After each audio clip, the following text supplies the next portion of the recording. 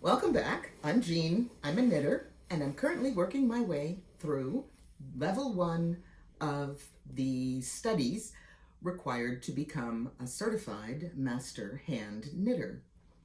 I'm tracking my progress through this, and I'm very pleased to say, yes, there has been progress since last week. Yay! I read through the many pages of directions multiple times and broke them down into steps following the list that was included in the directions. Step 1 was to do research on blocking, which I have completed, and I even started writing some of it up.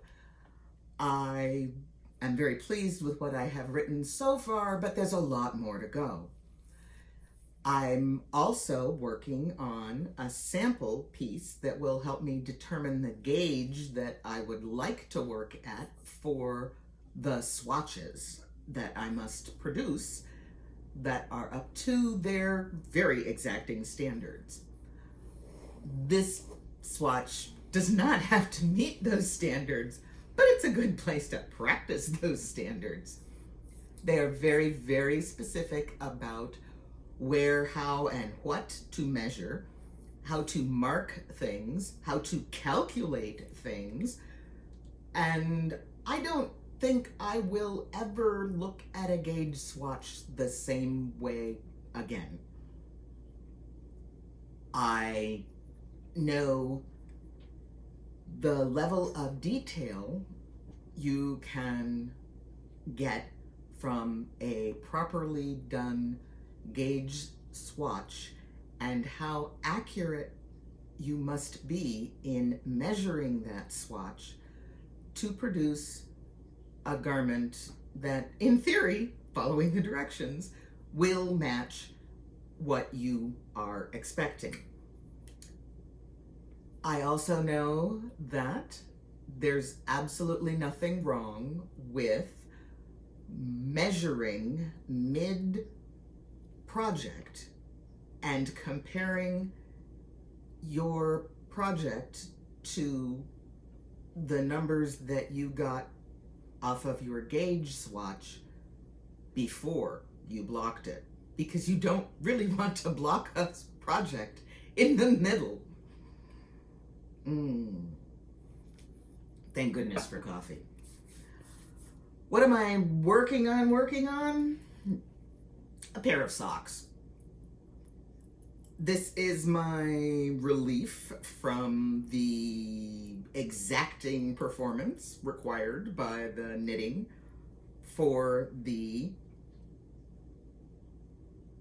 I'm counting, oh no, I don't have to count, yay, certified hand knitter program, and it helps keep me relaxed and enjoying knitting.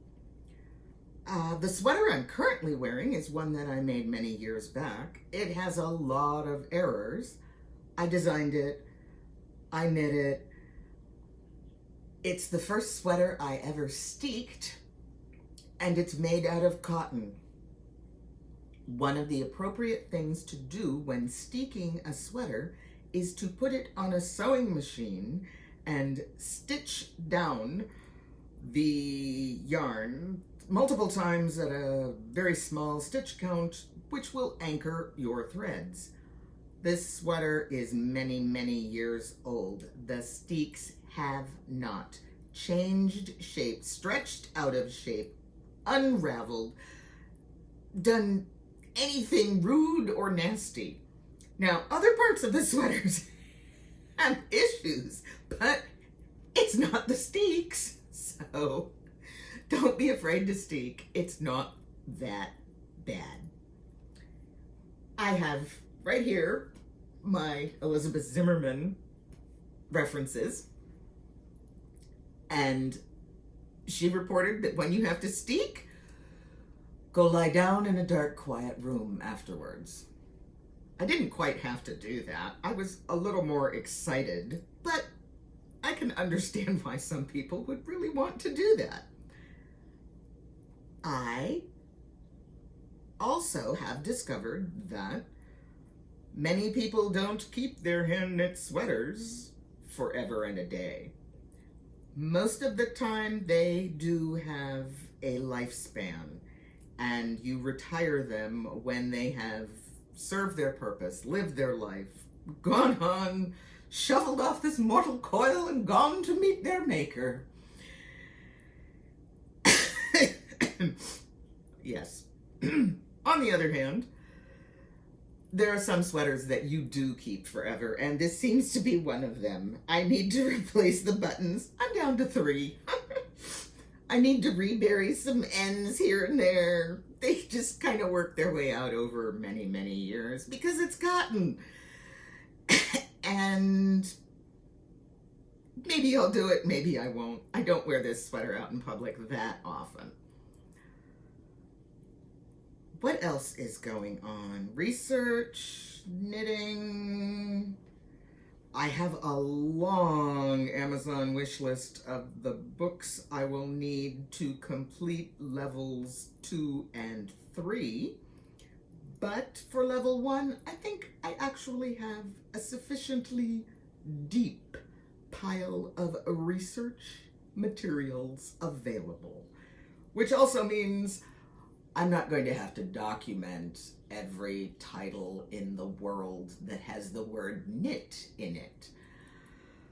Many of these reference books have very similar titles, and it's getting a little difficult for me to keep them straight in my brain when I'm looking at them to decide if I want that book or not. And it's not going to be that difficult when I cite them, but it's kind of difficult when I'm shopping for them.